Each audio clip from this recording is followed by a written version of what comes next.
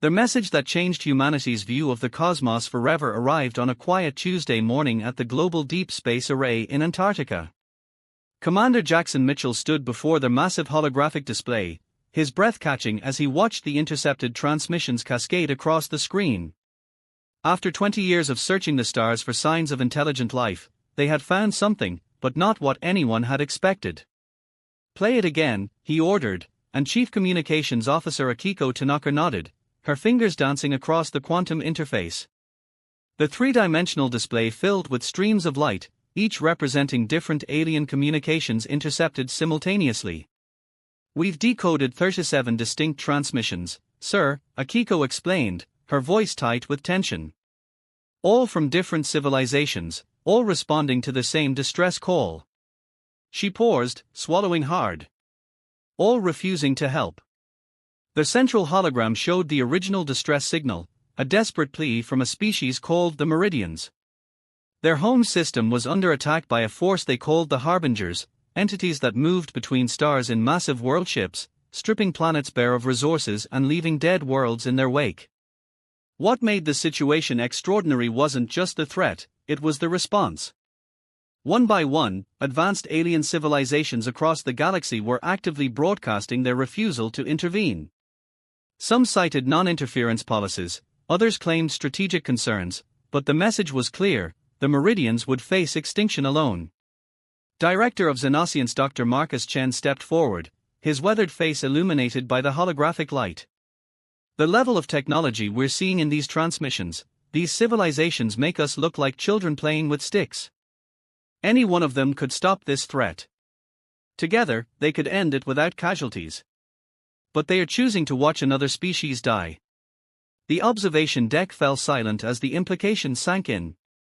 Humanity's first major contact with galactic civilization wasn't a greeting or an invasion, it was witnessing an act of cosmic cowardice.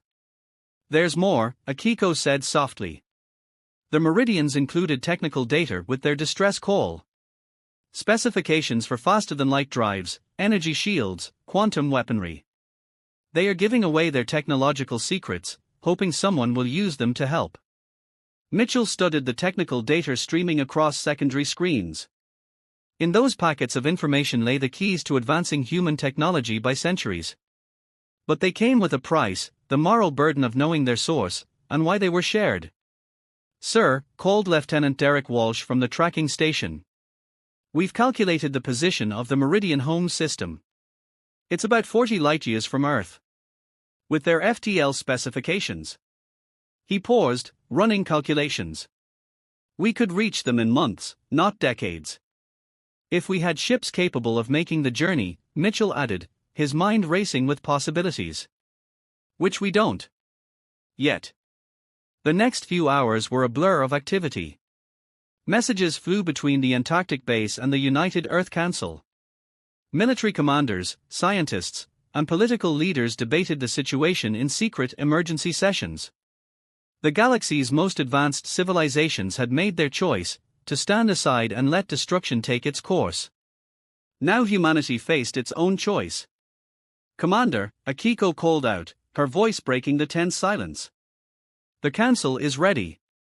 The main screen shifted to show the faces of Earth's leadership, representatives from every nation, gathered in an unprecedented emergency session. Council President Diana Rodriguez's expression was grave but determined. "Commander Mitchell, your team's analysis has been reviewed by every major scientific and military institution on Earth," she began. "We've reached a unanimous decision." Mitchell held his breath. In his 20 years of service, he'd never seen the Council reach unanimous agreement on anything significant. "Humanity will not follow the example of these advanced civilizations," Rodriguez continued, her voice firm. "We will not turn away from those in need, no matter the cost. You are hereby authorized to respond to the Meridian distress call. Tell them Earth stands ready to help." Around the command center, Mitchell saw tears in the eyes of his crew, not from fear, but from pride. They were about to commit their species to a fight that the galaxy's greatest powers had deemed unwinnable. They would have to advance centuries in mere months, build a fleet from technology they barely understood, and face an enemy that terrified even the oldest civilizations. But that was what humanity did best: stand up when others backed down, fight when others fled, help when others turned away. Mitchell stepped forward to compose humanity's response, their words coming easily: "People of Meridia, we have heard your call. While others turn away, Earth stands with you. We are young, we are few, but we will not abandon you to face this darkness alone. Humanity stands ready." As the quantum transmission burst outward toward the stars, Mitchell looked at the determined faces of his crew. The galaxy had given up, chosen the path of fear and self-preservation.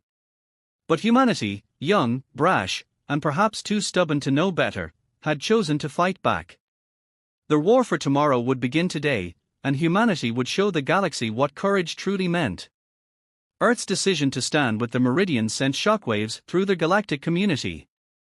Within days, transmissions from advanced civilizations began pouring in, not offers of help, but warnings and threats. Another transmission from the Centauri Confederation, Akiko Tanaka announced, her fingers moving across the holographic interface at the Antarctic Command Center. The alien message materialized in the air, translations scrolling alongside the original text. Commander Mitchell read it aloud, his voice heavy with irony. "The species known as humanity is hereby warned that intervention in the Meridian conflict will result in severe diplomatic and economic consequences." That makes 17 warnings in 3 days. Dr. Marcus Chen studied the message, making notes on his data pad. "They are scared," he observed. "Not just of the harbingers, but of what our decision means. We're exposing their cowardice to the galaxy." The command center had transformed in the weeks since Earth's response to the Meridian distress call. New holographic displays showed the progress of Project Dawn, humanity's crash program to develop the advanced technology the Meridians had shared. Teams of scientists and engineers worked around the clock, racing against time to understand and implement alien concepts that should have taken decades to master. "Commander," Lieutenant Walsh called from his station. "The Meridians have responded to our latest transmission. You'll want to see this." The main screen filled with new data, detailed scans of the Harbinger world ships. Each was the size of a small moon, their surfaces covered in machinery that seemed to pulse with dark energy. They moved between stars like predators, methodically stripping systems of resources and leaving dead worlds in their wake. 17 systems fallen in the past year, Walsh reported, highlighting dots on the galactic map. The Meridians have lost their outer colonies. Their home system is next. "How long?" Mitchell asked. "At current speed, the Harbinger fleet will reach Meridian Prime in 8 months. 8 months to advance centuries. 8 months to build a fleet. 8 months to prepare for a war against an enemy that had the galaxy's strongest powers hiding in fear." The command center fell silent as the weight of their task pressed down on them. The silence was broken by rapid footsteps. Dr. Vanessa Torres, head of Project Dawn, burst into the room, her dark eyes bright with excitement. "We did it," she announced, triggering her own holographic display. "The prototype works." The image showed a small device, barely the size of a car engine, glowing with a soft blue light. "Our first functional quantum drive," Torres explained. "Based on the Meridian specifications, but modified for human manufacture. It can bend spacetime in a controlled bubble. We can build ships that can cross light years in weeks, not centuries." Mitchell studied the device with a mixture of hope and concern. "How soon can we scale it up?" "The Chinese-Indian Aerospace Coalition is already retooling their orbital shipyards," Torres replied. "Brazil and Nigeria have converted their entire tech sectors to produce the necessary components. Every major nation is all in." She paused, allowing herself a small smile. "We'll have our first deep space vessel ready in 3 months." The room erupted in celebrations, but Mitchell noticed Dr. Chen remained serious. "Marcus? What's wrong?" The Xenocientist gestured to another screen, where more alien transmissions were arriving. "The galaxy is watching us, Jackson. These messages, some are from species we haven't even contacted yet. Word of our decision is spreading." Mitchell moved to Chen's station, reading the translations. Unlike the threats and warnings from the major powers, these messages were different. They came from younger civilizations, minor species, races that lived in the shadows of the galaxy's giants. Messages of support, of hope, of admiration for humanity's stance. "We're changing something fundamental," Chen said softly. "For millennia, the galaxy's strongest civilizations have maintained power through fear and isolation. Younger species learned to keep their heads down, to never challenge the status quo. By standing up when they won't, by choosing to fight back." He trailed off, letting the implication hang in the air. Commander Mitchell's response was interrupted by a priority alert. Lieutenant Walsh's face paled as he read the incoming data. "Sir, we're detecting quantum signatures. Massive ones. Ships are appearing at the edge of our solar system."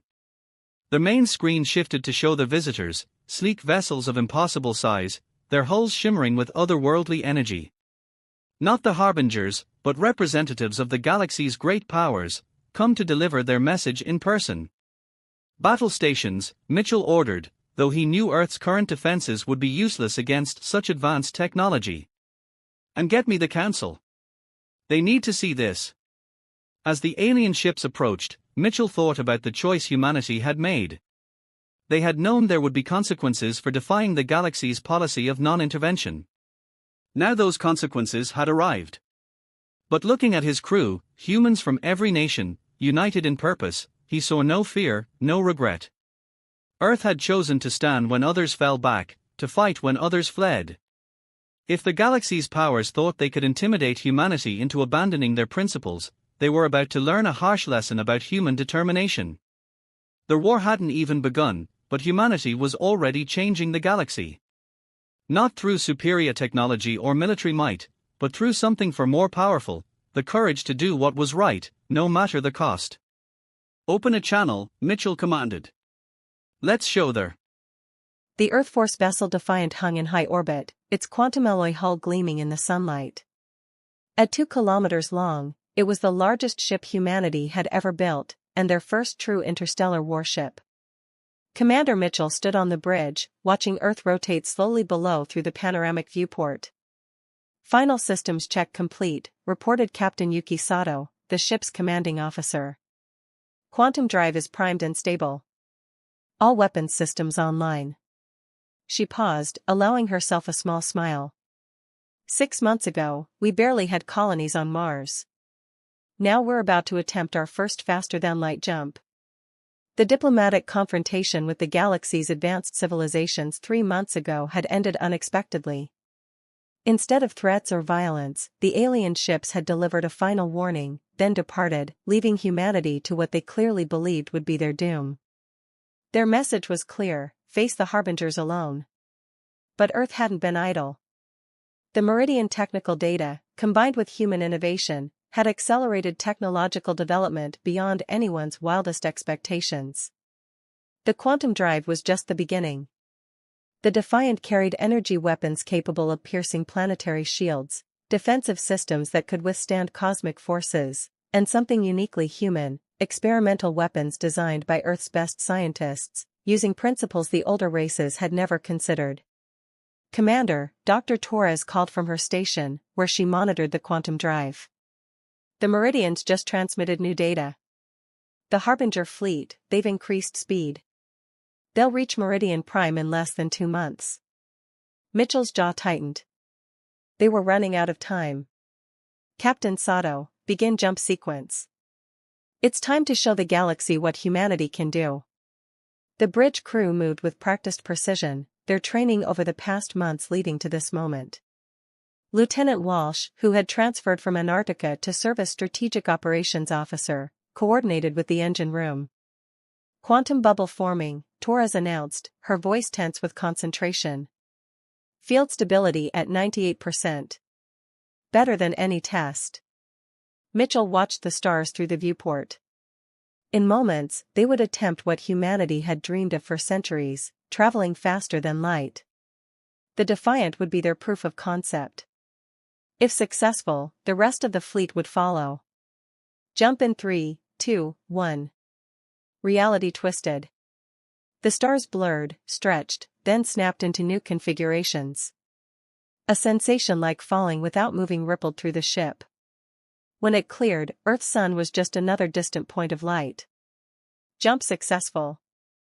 Torres exclaimed, her professional demeanor breaking into pure joy. We're exactly where we planned, 10 light-years from Earth. All systems functioning normally.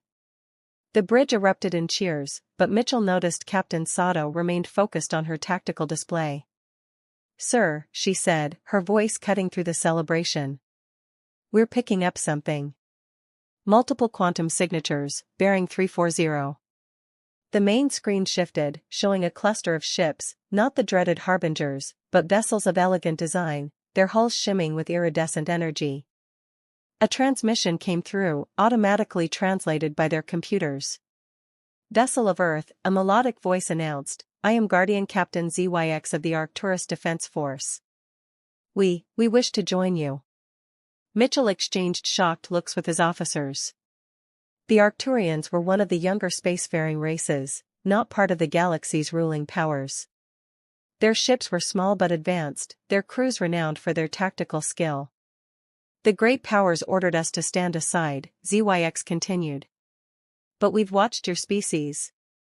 In 3 months, you've accomplished what took us centuries. You've shown that being younger doesn't mean being weaker. We want to stand with Earth. Before Mitchell could respond, more quantum signatures appeared. Ships of different designs, from various young civilizations, all inspired by humanity's defiance of the galaxy's status quo. Dr. Chen's words from months ago echoed in Mitchell's mind, they were changing something fundamental. Earth's decision to fight back wasn't just about saving the Meridians anymore. It had become a symbol, a catalyst for change in a galaxy grown stagnant with fear and isolation. Guardian Captain ZYX, Mitchell responded, Earth welcomes your aid. It seems humanity isn't the only species tired of watching from the sidelines. The next hours were a flurry of activity as the joint fleet organized itself. The alien ships were fewer and smaller than Earth's vessel, but their crews brought centuries of space experience that humanity still lacked. Together, they began planning their approach to Meridian space. But amid the excitement, Mitchell received a priority transmission from Earth. Dr. Torres's face was grim as she delivered the news. Sir, our long-range sensors have detected something. The harbingers, they've changed course.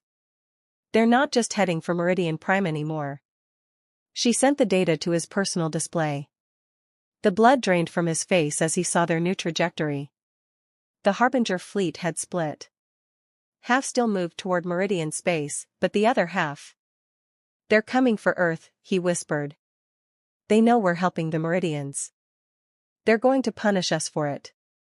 The galaxy's great powers had warned Earth not to get involved. Now they would watch as humanity faced the consequences of their courage.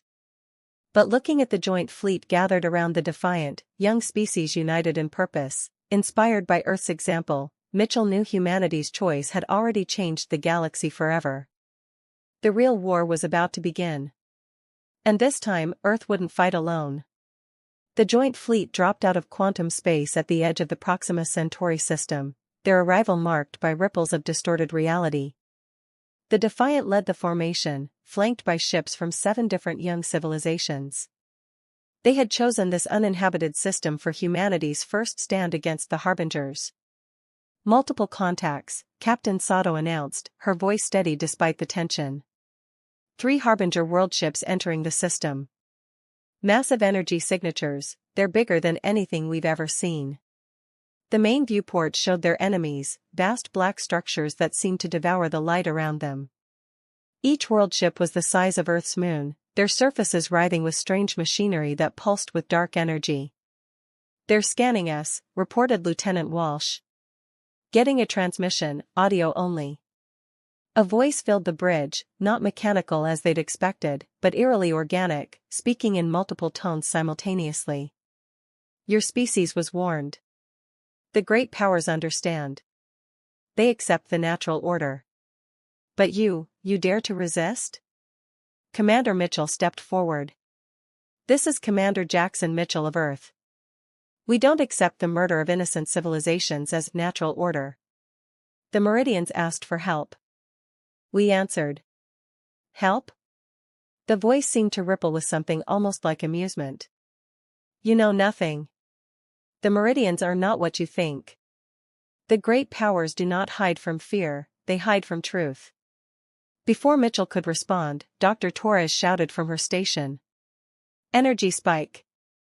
There. The first attack came without warning. A beam of pure darkness lanced out from the nearest world ship, aimed directly at the Defiant. But humanity had prepared for this moment. Quantum shields holding. Torres reported as the ship shuddered. The Meridian defensive specifications work. All ships, execute Battle Plan Theta, Mitchell ordered. The joint fleet split into predetermined groups, their smaller ships darting between the massive Harbinger vessels while the Defiant held position. Guardian Captain ZYX's Arcturian vessels struck first, their iridescent ships launching salvos of energy weapons that seemed to pierce the Harbinger's outer shells.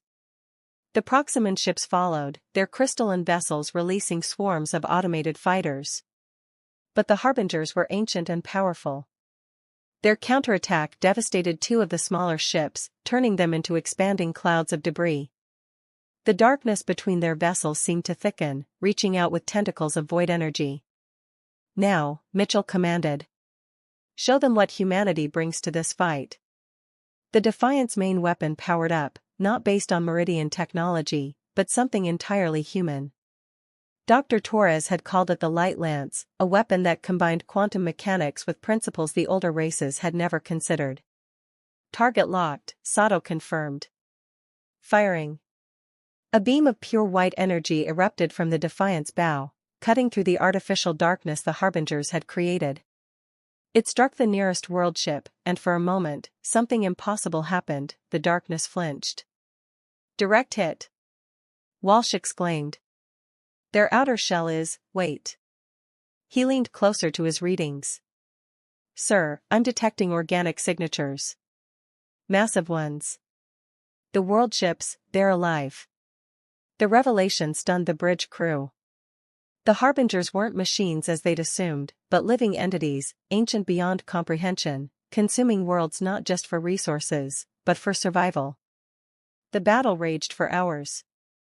The joint fleet's smaller ships darted through the chaos, their crews displaying incredible courage against an enemy that had terrorized the galaxy for centuries. The Defiant's light lance struck again and again, each hit revealing more about their adversary's true nature. Finally, the Harbinger vessels began to retreat. Their withdrawal was slow, deliberate, not a rout, but a strategic withdrawal. The voice returned, different now, filled with something that might have been respect. You are young, it resonated through the bridge. But not like the others. They cower. They hide. You fight. You innovate. Perhaps this is why they fear you more than us. The transmission cut off as the world ships vanished into quantum space, leaving the joint fleet battered but victorious in their first engagement. But Mitchell felt no triumph, only a growing suspicion about the Harbinger's last words. Commander, Dr. Chen called out, his voice urgent. I've finished analyzing the Meridian technical data they sent us. There's something wrong. The encryption method, it's older than their civilization should be. And these quantum principles, they're not just advanced, they're familiar? Mitchell finished. Like the Harbinger technology we just faced? Chen nodded slowly. Sir, I don't think the Meridians discovered this technology. I think they were given it. By the same species that created the Harbingers. The implications hit Mitchell like a physical blow. The galaxy's great powers hadn't refused to help the Meridians out of cowardice, they knew something. Something about the Meridians, about the Harbingers, about why Earth's intervention had sparked such fear among the oldest civilizations. Send a priority message to Earth, Mitchell ordered. And get me a quantum link to the Meridian leadership. It's time we learned what this war is really about. As the joint fleet regrouped, tending to their wounded and repairing battle damage, Mitchell stared out at the stars. Humanity had chosen to fight back when the galaxy gave up. But now he wondered, what exactly were they fighting for? And what ancient game had they stumbled into? The answers would change everything they thought they knew about their place in the cosmos. The truth, when it finally came, shook the foundations of everything humanity thought they knew about the galaxy. The Defiant hung in orbit around Meridian Prime, its quantum sensors detecting the approach of both the Harbinger fleet and vessels from the galaxy's great powers. The final confrontation was coming, but not for the reasons anyone had expected. "Show me again," Commander Mitchell ordered, studying the holographic evidence Dr. Chen had compiled. The images showed ancient star maps, technological signatures, and genetic patterns that told a story older than Earth's civilization. "The Meridians aren't victims," Chen explained, his voice heavy. "They're creators. Their civilization is millions of years old. They engineered the Harbingers as living weapons during a war so ancient that most species don't even remember it. The great powers didn't abandon them out of cowardice. They were containing them." Captain Sato's face hardened as she processed this revelation. The Harbingers turned on their creators, and now both sides are locked in an eternal war, with younger civilizations caught in the crossfire. "Not eternal," Dr. Torres interrupted, looking up from her quantum calculations. "The Meridians are losing. That's why they reached out to Earth. They saw something in us, something different." The main screen showed the approaching fleets. The Harbinger world ships moved like a tide of living darkness, while the ships of the great powers gleamed with ancient energy. Caught between them was Earth's joint fleet, joined now by vessels from dozens of young civilizations inspired by humanity's stand. "Incoming transmission," Lieutenant Walsh announced. "From the Meridian High Council." The holographic display shifted, showing a being that made Mitchell's breath catch. The Meridian leader was beautiful and terrible, a creature of pure energy barely contained in physical form, glowing with power that spoke of millions of years of evolution. "Humans of Earth," the being spoke, its voice resonating in multiple dimensions. "You have learned our truth. Yes, we created the Harbingers. Yes, we have used younger species as pawns in our war. But you were different. When we gave you our technology, you didn't just copy it. You changed it. Improved it. Your light lance weapon, it harnesses principles we never imagined." "Because we're young," Mitchell responded, understanding dawning. "We haven't learned what's impossible yet. We still dream. We still hope." "Yes," the Meridian agreed. "The great powers fear you because they recognize what we see, the potential to surpass us all. That is why we chose you. Help us destroy our creation, and we will make humanity the new power in the galaxy." The offer hung in space like a star about to go nova. Ultimate power, offered freely. The change to leap ahead centuries, to become one of the galaxy's ruling species. But Mitchell heard something in the ancient being's voice, not desperation, but calculation. They weren't offering partnership. They were offering to make humanity their new weapon. "Commander," Dr. Torres called out urgently. "I'm detecting quantum fluctuations in Meridian Prime's core. They're going to detonate their sun. The explosion would destroy the Harbingers, but also every young species ship in the system." Mitchell understood with sudden clarity. This had been their plan all along, to use humanity's intervention to draw both their enemies and their containment into one place. A final solution to their ancient war, regardless of the cost. "All ships, emergency quantum jump to coordinates Delta 7, Mitchell ordered. "Get clear of the system. Now." But as the joint fleet began to move, the Harbinger world ships took position around them, cutting off their escape. The great powers' vessels held back, watching. The voice of the Harbingers filled the bridge once more. "We were created to protect," it resonated. "Corrupted to destroy. You, humans, you showed us another way. Your light lance, it didn't just damage us. It began to heal us. To remind us of our original purpose." Mitchell looked at the tactical display, at the young species ships surrounded by ancient powers prepared to destroy them all. Humanity had chosen to fight back when the galaxy gave up, but not just with weapons, with innovation, with hope, with the ability to see possibilities where others saw only endings. "Dr. Torres," he called out. Can we reconfigure the light lance? Maximum power, but switched to broad dispersion? She worked quickly at her station, understanding his intent. Yes, but it would burn out our quantum core. We'd have one shot. Mitchell nodded. Send the modifications to every ship in the joint fleet. Tell them to target both the Harbingers and the Meridian fleet. Not to destroy, to change. The Defiance weapons powered up, joined by every vessel of the Young Species Alliance. The light lance had been created through human innovation, combining the quantum principles of the ancients with humanity's unique perspective. Not a weapon of destruction, but a tool of transformation. Fire. The combined beams struck both ancient fleets simultaneously.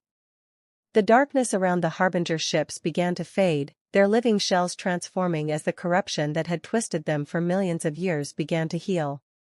The Meridian vessels shimmered, their weapons powering down as the light touched them. The Meridian leader's voice came through once more, but different now, touched with something like wonder. What have you done? What humanity does best, Mitchell replied. We found another way. Not victory through destruction, but change through understanding. The galaxy gave up on finding solutions. Humanity chose to fight back, not just with weapons, but with hope. The great powers vessels moved forward, not to attack, but to contain and stabilize the transformation taking place. The Harbingers, their original programming restored, began the long process of healing. The Meridians, their ancient hatred finally confronted, faced a future where they would have to rebuild not as conquerors, but as equals. The joint fleet of young species hung in space, their quantum cores burned out but their crews alive and proud. They had faced the galaxy's oldest powers and changed them not through superior force, but through the courage to imagine a better way. Message from Earth, Walsh announced, his voice thick with emotion. They want to know if we did it. If we won. Mitchell looked out at the ships of young and ancient species alike, all transformed by humanity's refusal to accept that some conflicts can never end, some enemies can never change, some wars must last forever. Tell them. He paused, watching the light of transformation spread between the stars. Tell them humanity didn't just win a war today. We showed the galaxy why youth, hope, and the courage to fight back against destiny itself might be the greatest powers of all. The stars seemed brighter somehow as the joint fleet began their long journey home, leaving behind a galaxy forever changed by the species that dared to believe in impossible things.